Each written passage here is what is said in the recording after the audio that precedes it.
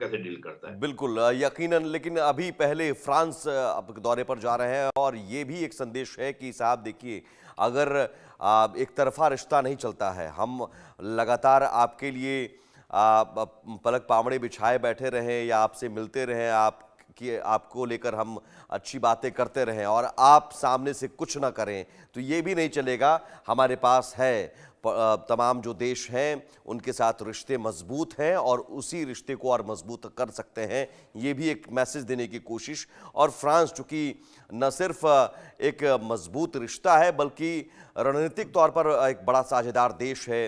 रक्षा क्षेत्र में कई अहम सौदे पहले भी हो चुके हैं, राफेल विमान, और अब जो डील इस दौरे में होने जा रही है ये बड़ी बात, 26 राफेल एम की डील। राफेल एम यानी राफेल मरीन, 26 राफेल मरीन को लेकर डील लॉक हो सकती है। 3 स्कॉर्पियन पनडुब्बी की भी डील लॉक हो सकती है इस दौरे में, और यकीनन इससे भारत की ताकत बढ़ेगी।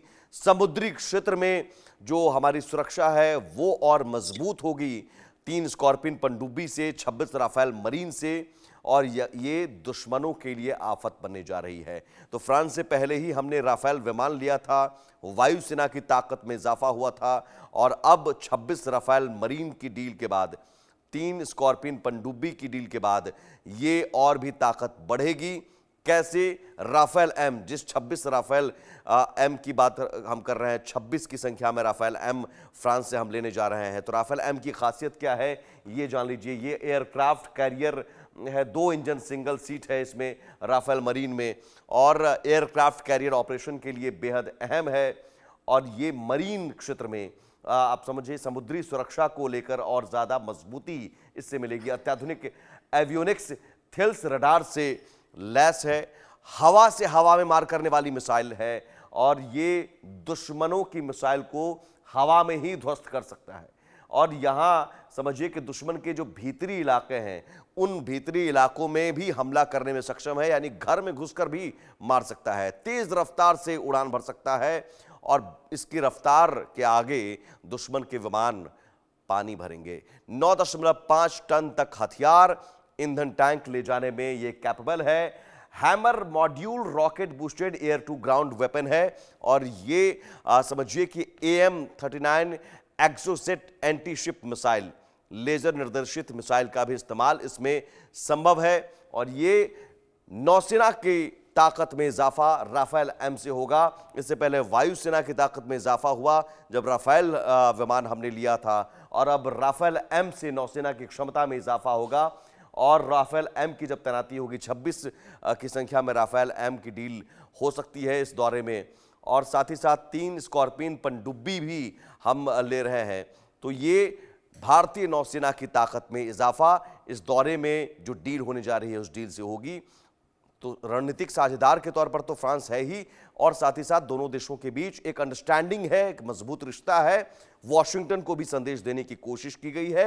वॉशिंगटन से रघुबीर गोयल हमारे साथ हैं। वॉशिंगटन में किस तरह की चर्चा रघुबीर जी? हाँ जी, नमस्कार जी, धन्यवाद जी। सबसे पहले तो ये है कि पहले भी फ्रांस के साथ भारत की कई डील हुई, जैसे आपने बोला बताया, लेकिन उससे वाशिंगटन खुश नहीं था। उन्होंने ये कहा था फ्रांस से पहले कि आप ज़्यादा जो रक्षा का सामान है वो आप यूएसएसआर या अभी रशिया से खरीदते हो, तो हमसे भी खरीदने चाहिए। तो पिछली बार फिर ऐसे करने के बाद भारत ने अमेरिका से भी बिलियंस ऑफ डॉलर का सामान खरीदा था। अब अभी अभी जो चर्चा हो रही है यहाँ पर, जो ट्रम्प साहब है अभी उनका जो फोकस है वो एक के बाद एक बड़े बड़े नेताओं को बुला रहे हैं। सबसे पहले उन्होंने बुलाया इजराइल के प्राइम मिनिस्टर नेतन्याहू को, फिर बुलाया जापान के प्राइम मिनिस्टर को, फिर बुलाया जॉर्डन के किंग को। अभी उनकी ये एक एक करके बुला रहे हैं। अभी मोदी जी को बुला रहे हैं वो, बट उनसे एक सामने एक बात आती है, वो कहते हैं जो व्यापार आप हमारे साथ करते आए हो पीछे को भूल जाओ। अभी ये ट्रम्प एडमिनिस्ट्रेशन है, जैसे 45 था अभी 47 है, तो हमारा लेन देन जो है बराबर का होना चाहिए, ना कि हम ज़्यादा हम ज़्यादा खरीदें और तुम कब खरीदो हमसे, ये नहीं चलेगा। दूसरा, उन्होंने फोकस किया है कि जो भी इलीगल्स हैं इलीगल तरीके से जो हमारे बॉर्डर में घुसे हैं, जैसे कोई इलीगल आदमी किसी के घर में घुस जाता है बिना बताए, बिना फोन किए, बिना खड़काए, जी। और आपको पता नहीं चलता, उसी तरह से उन्होंने कहा कि हमारे कॉन्स्टिट्यूशन में लिखा है अगर कोई इलीगल घुस जाता है तो वो एक उग्रवादी है, टेररिस्ट है, और हमें उनको उग्रवादी की तरह से ही उनको अपने देश से बाहर निकालना है। हमने निकाला है, ये सिर्फ इंडिया के लोगों को, भारत के लोगों को नहीं निकाला, बाकी सभी देश के लोगों को ऐसे ही निकाल रहे हैं वो लोग, चाहे भारत को अच्छा लगे, भारतवासियों को अच्छा लगे या नहीं। बट हमने कई बार 25 सालों से मैं यही कह रहा हूँ, जो एजेंट्स बैठे हैं भारत में उनका गला दबाना पड़ेगा, उनको पकड़ना पड़ेगा। जो एजेंट्स है जो गलत बोलते हैं उनके हमारे माँ बाप को, बच्चों को वहाँ, कि तुम्हें एक सपना दिखाते हैं, वो गोल्डन गोल्डन एज, जैसे अमेरिका में ट्रम्प साहब ने बोला गोल्डन एज आ रही नहीं है। रघुवीर जी, ये तो अमेरिका की बात हुई, लेकिन अमेरिका को भी, डोनाल्ड ट्रंप प्रशासन को भी तो अब भारत के हितों की बात करनी होगी। अब यहाँ देखना होगा कि आप अगर हमसे चाहते हैं ये तमाम चीज़ें, तो भारत क्या चाहता है ये भी चर्चा। तो फ्रांस दौरे से कम अमेरिका में ये बात समझ में आएगी कि ठीक है साहब, ऐसा नहीं है कि भारत आपके पीछे पीछे आता रहेगा, आपको भी भारत की बात सुननी होगी। और भारत में, अमेरिका में बैठे कई ऐसे तत्व हैं, कई ऐसे लोग हैं पन्नू, जो भारत विरोधी काम वहां बैठकर कर रहा है, तो उन पर नकेल कसिए। ऐसा है जी, अभी मोदी जी जो हैं वो सिर्फ 2 दिन के लिए आएंगे यहाँ, और उनके पहला दिन जब वो आएंगे अपने कुछ मित्रों को मिलेंगे, कुछ जो व्यापारी है उनको मिलेंगे, मस्क या कोई और जैसे।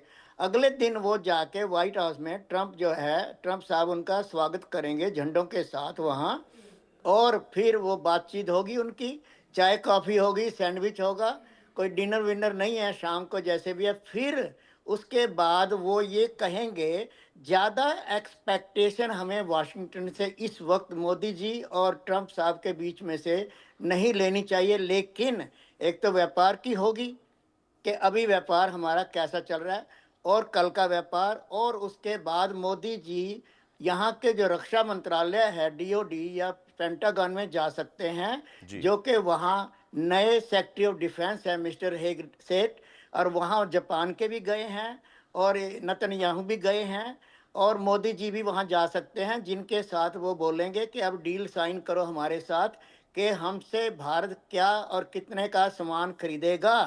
नंबर 2, नंबर 3, जो मोदी जी है उनको एक लंच भी दिया जा सकता है। वाशिंगटन में जो स्टेट डिपार्टमेंट है वहाँ भी नए सेनेटर जो थे, अभी मार्क रूबियो जो है वहाँ के सेक्रेटरी ऑफ स्टेट हैं, और उसके साथ वाइस प्रेसिडेंट जो जेडी वेंस है, और उनकी वाइफ जो है ऑफ कोर्स वो भी साउथ की है, हमारे इंडिया की उनकी वाइफ, तो वहाँ भी उनके साथ कोई एक लंच का आयोजन हो सकता है। बट वहाँ भी वही बात होगी सेक्रेटरी ऑफ स्टेट और मोदी जी के बीच, के भारत के रिश्ते तभी अच्छे होंगे, एक तो आप यहाँ पर, हम अपने जो लोग आते हैं इलीगल जी। उनको आना बंद करो और व्यापार का होगा। और दूसरा, जो आईटी के लोग हैं अभी हमारे यहाँ हजारों हजारों स्टूडेंट्स हैं, उनके भी वीजा खत्म हो चुका है, और अगर वो बाहर चले गए अब वापस नहीं आ सकते। और यहाँ की जो इंडियन आईटी कंपनीज हैं जी। उन्होंने अपने एम्प्लॉयज को मेमो भेज दी है कि आपको अमेरिका से बाहर ट्रैवल नहीं करना है। अगर आपको ट्रैवल करना है अमेरिका से बाहर, 20 जनवरी से पहले पहले कर सकते थे, अभी कोई गारंटी नहीं है ठीक है। कि आपको वीजा मिलेगा या वापस आ सकोगे।